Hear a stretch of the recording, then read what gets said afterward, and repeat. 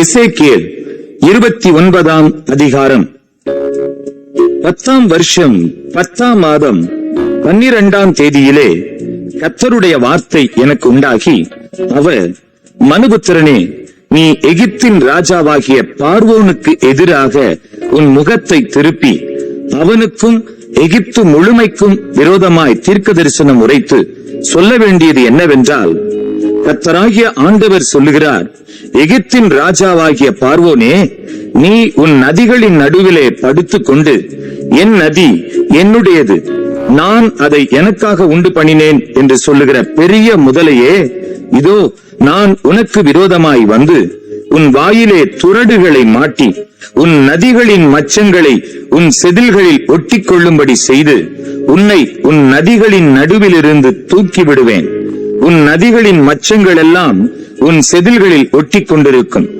உன்னையும் உன் நதிகளின் எல்லா மச்சங்களையும் வனாந்தரத்திலே போட்டு விடுவேன்.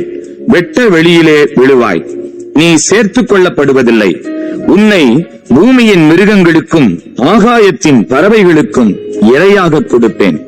அப்பொழுது எகிப்து தேசத்தின் குடிகள் எல்லாரும் நான் கர்த்தர் என்று அறிந்து கொள்வார்கள். அவர்கள் இஸ்ரவேல் வம்சத்தாருக்கு நாணற்கோலா இருந்தார்களே, அவர்கள் உன்னை கையிலே பிடிக்கும் போது நீ ஒடிந்து போய் அவர்கள் விலாவை எல்லாம் பிளப்பாய்.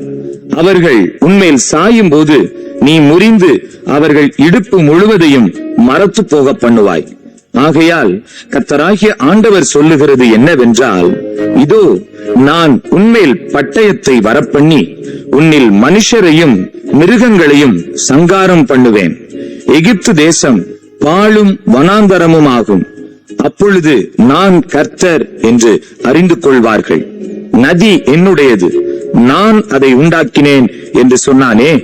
ஆகையால் இதோ நான் உனக்கும் உன் நதிகளுக்கும் விரோதமாக வந்து மிக்தோல் முதல் எத்தியோப்பியாவின் எல்லையில் உள்ள செவனே வரைக்கும் எகிப்து தேசத்தை அவாந்தரமும் பாழுமான வனாந்தரங்களாக்குவேன். மனுஷனுடைய கால் அதை கடப்பதும் இல்லை, மிருக ஜீவனுடைய கால் அதை மிதிப்பதும் இல்லை. அது 40 வருஷம் குடியேற்றிருக்கும். எகிப்து தேசத்தில் பாழாய் போன தேசங்களின் நடுவிலே பாழாய் போக பண்ணுடைய வார்த்தையின் எனக்கு முன்னாடி அவாந்தரமாக்கப்பட்ட பட்டணங்களின் நடுவிலே நீ எருசலேமின் அருவருப்புகளை அதற்கு அறிவித்து சொல்ல வேண்டியதை என்னவென்றால், சிதறடித்தாகிய ஆண்டவர்களை தேசங்களுக்கு சொல்ல விடுவேன். ஆனால் தேசமே ஆண்டவர் சொல்லுகிறது என்னவென்றால், பிறப்புக்கும் 40 வருஷம் முடியும் போது எகிப்தியரை அவர்கள் சிதறண்டிருக்கிற ஜனங்கள் என்னவென்றால், எகிப்தியரின் சிறையிலே திருப்பி அவர்களை அவர்களுடைய ஜனன தேசமாகிய தண்ணீரிலே குளிப்பாட்டி வரப்படவில்லை. அங்கே அவர்கள் அற்ப ராஜ்யமாயிருப்பார்கள்.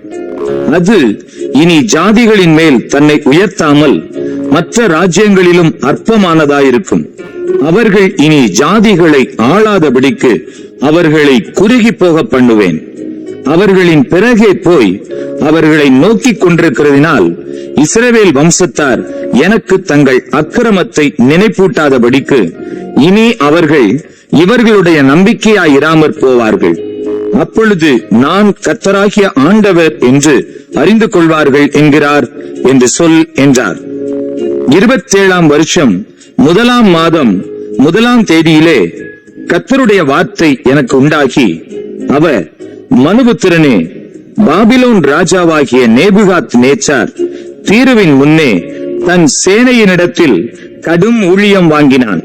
ஒவ்வொரு தலையும் மொட்டையாயிற்று, ஒவ்வொரு தோள்பட்டையின் தோலும் உரிந்து போயிற்று. ஆனாலும் அவன் தீருவுக்கு விரோதமாக செய்த ஊழியத்தினாலே அவனுக்காவது அவன் சேனைக்காவது கூலி கிடைக்கவில்லை. ஆகையால் கர்த்தராகிய ஆண்டவர் சொல்லுகிறது என்னவென்றால், இதோ நான் பாபிலோன் ராஜாவாகிய நேபுகாத் நேச்சாருக்கு எகிப்து தேசத்தை கொடுக்கிறேன்.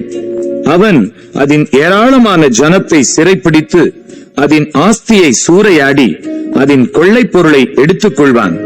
இது அவனுடைய சேனைக்கு கூலியாயிருக்கும். அவன் அதிலே செய்த வேலைக்கு எகிப்து தேசத்தை நான் அவனுக்கு கூலியாக கொடுத்தேன். எனக்காக அதை செய்தார்கள் என்று கர்த்தராகிய ஆண்டவர் சொல்லுகிறார். அந்நாளிலே நான் இஸ்ரவேல் வம்சத்தாரின் கொம்பை முளைக்க பண்ணி அவர்கள் நடுவிலே தாராளமாய் பேசும் வாயை உனக்கு கட்டளையிடுவேன். அப்பொழுது நான் கர்த்தர் என்று அறிந்து கொள்வார்கள் என்றார்.